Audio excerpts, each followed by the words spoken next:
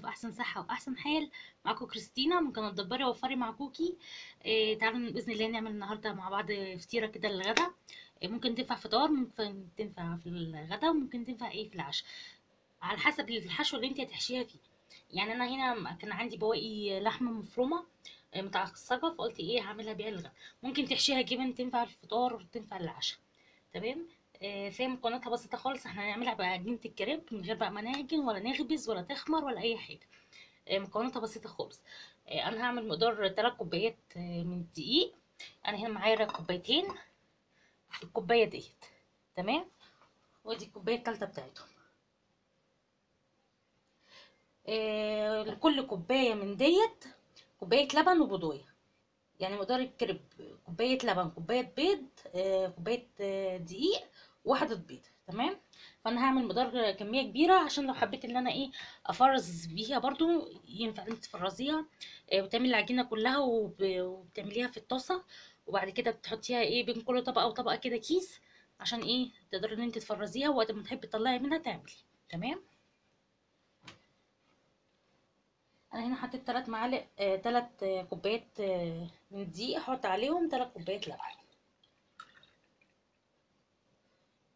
كفايه.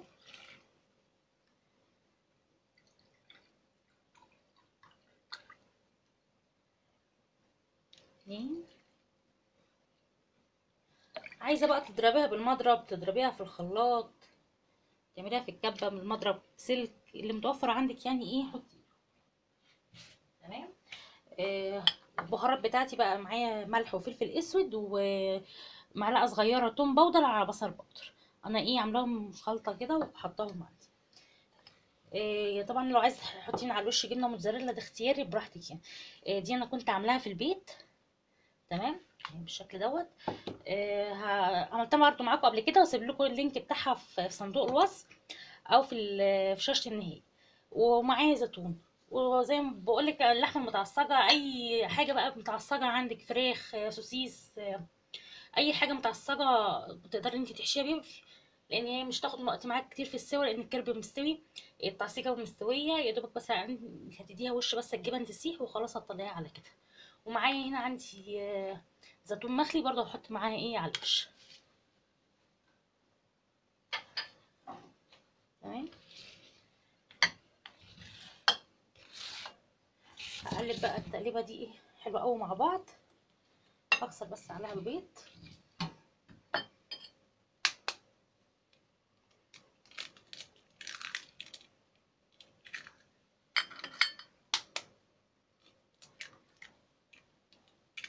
يعني كل كوبايه، كوبايه من دي، كوبايه من اللبن، وواحده بيض. بتعملي بقى المعيار اللي انت عايزه تعمليه. هقلب بقى الخلطه دي كويس قوي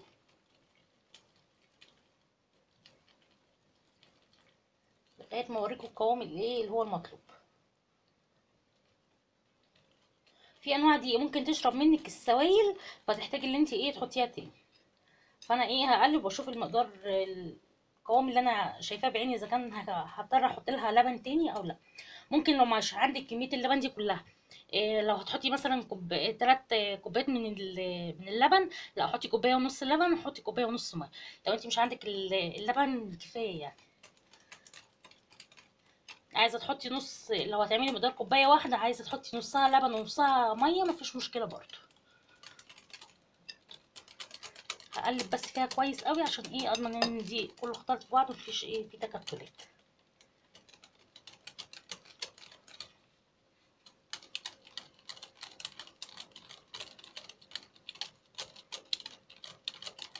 انا هنا مضاعفه الكميه لان انا عايزه افرز منها شويه وقت ما احب اطلع منها اطلع واشتغل بيها يعني. تمام.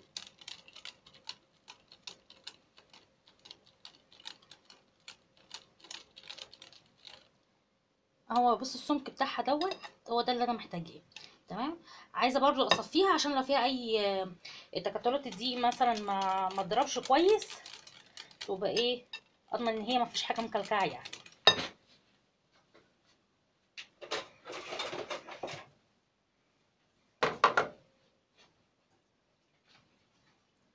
اجيب مصفى هنا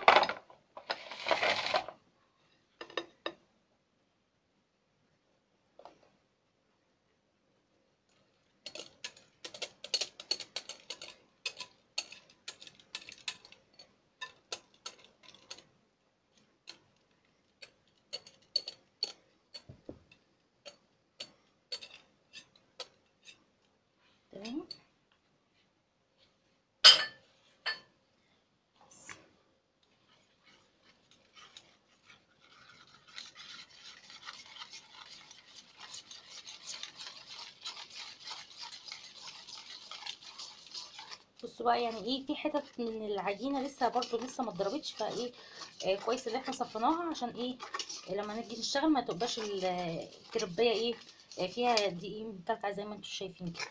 تمام. اسيبها بقى ترتاح كده شويه 10 دقايق عقبال ما ابشر الجبنه الموتزاريلا، ونشوف هنعمل ايه تاني مع بعض. بصوا دلوقتي كده بنات هنسوي الكريب بقى مع بعض. عندك جريل اللي هي بتاعت الكريب، اي طاسه فيها اللي هي المهم ان هي ايه ما تلزقش فيها، حطي فيها يعني طاسه بقى، صينيه، اي حاجه يعني عندك متوفره. مناديل بتاعت مطبخ كده، وهرش بس رشه زيت خفيفه قوي عليها، بحيث ان هي ايه برضه ما تلزقش، يعني مسحه صغيره قوي. هسيبها بس تسخن شويه، وبعد كده ايه هصب فيها الكريب.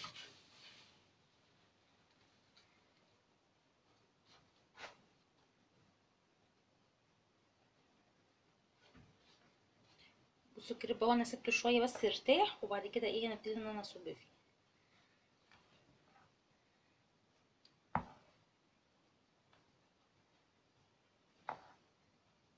تمام.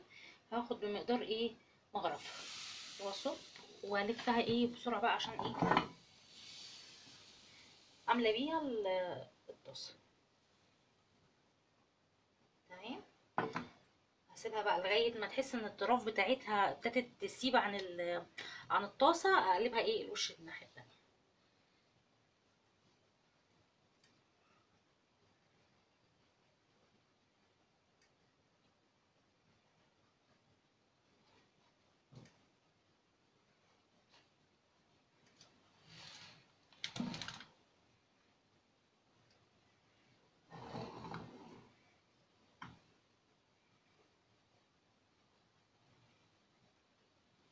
بصوا ادام ابتدت ان هي تطلع الفقاقيع دي، معنى كده ان دي مستوي كويس يعني.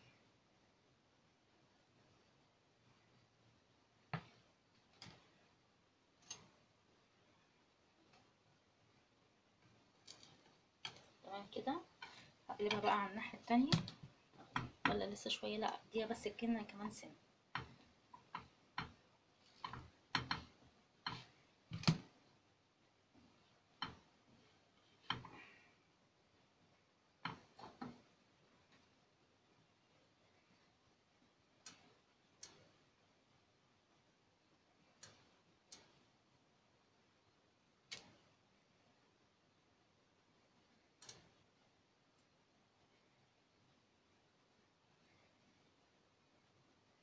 بصوا التراث ثابت ازاي من على الطاسه.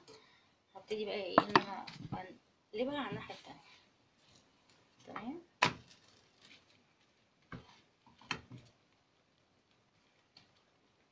هي طريقتها سهله وبسيطه خالص، يعني ما فيهاش اي حاجه جديده. طلعها هنا على طبق.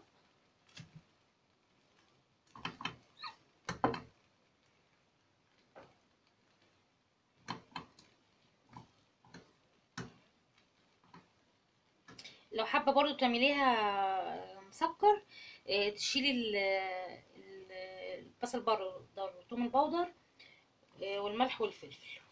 تمام. هتحطي لها بس الفانيليا.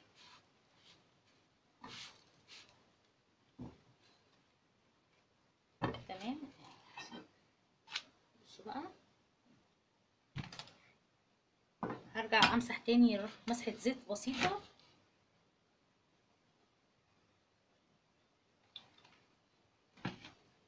امسحها بالمنديل. تمام. واحط فيها كوبشه.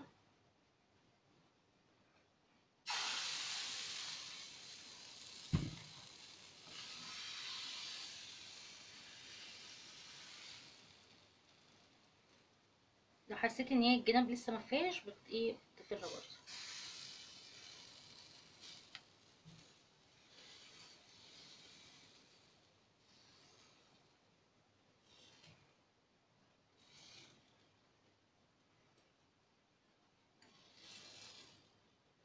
تمام كده.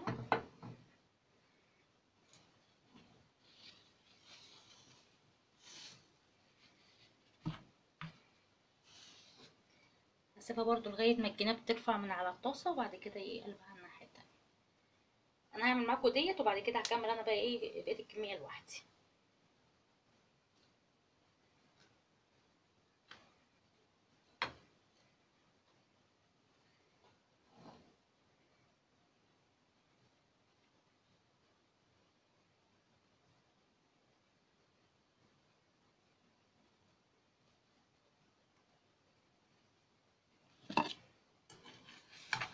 كده اهي.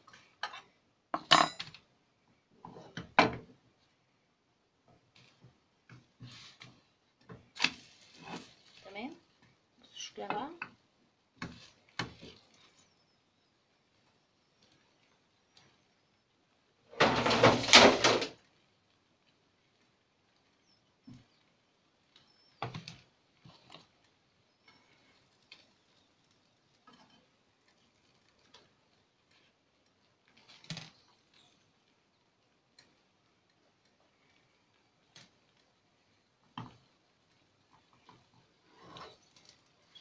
تمام، بصوا شكلها بقى بالشكل ده. هخلص بقيه الكميه وبعد كده هرجع لكم تاني نشوف هنعمل مع بعض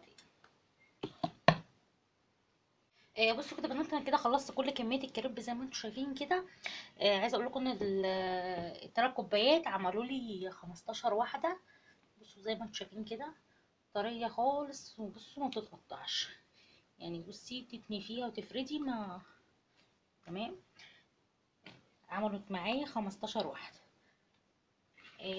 هاخد اللي هاخده الصينيه يعني، وبعد كده ابتدي ان انا افرز كل طبقه وطبقه، هحط ايه كيس بلاستيك. تمام،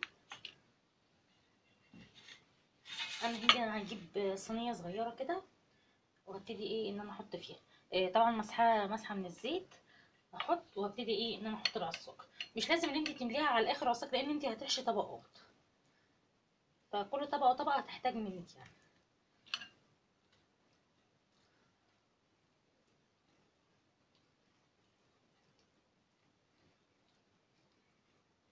تمام، وابتدي ارجع ان انا احط طبقه تاني، وارجع احط طبقه عصاك.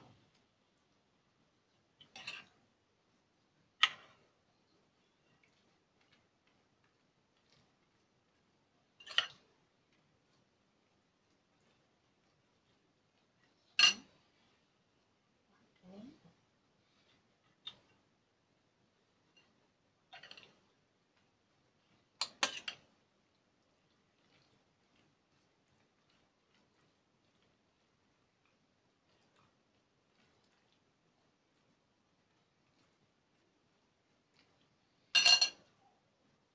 يعني ممكن اعمل الصينيه مثلا خمس طبقات، هيبقى كويسين قوي يعني.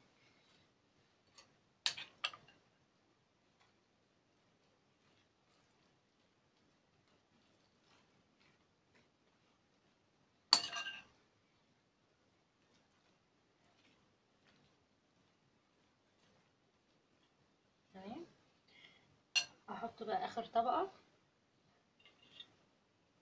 وكده 5 طبقات معايا. بصوا بقى الجبنه الموتزاريلا هنا انا مش بشرتها، لا انا طحنتها في الكبه. يعني واحده صاحبتي قالت لي على الفكره دي، قالت لي طحنيها كويس هتديكي مطه اكتر في ايه في الاكل. هحط برضو هنا معاها زيتون هنا.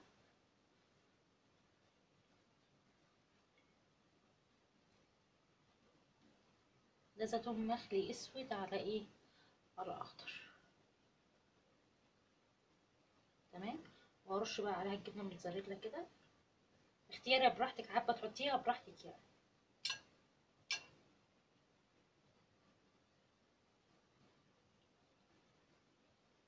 زي ما بقول لكم هسيب لكم الوصفه بتاعت الجبنه الموتزاريلا في صندوق الوصف.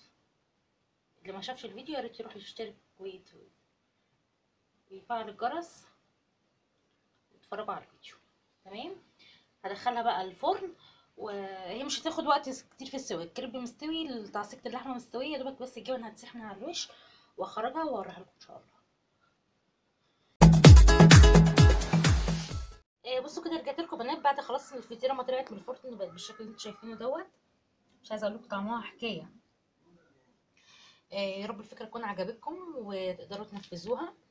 تمام، بتمنى بقى من اللي بيشوفني لاول مره يا ريت تشتركوا في القناه وتفعلوا الجرس، تعملوا لايك للفيديو عشان يوصل لناس اكتر. اشوفكم في فيديو جديد. باي باي.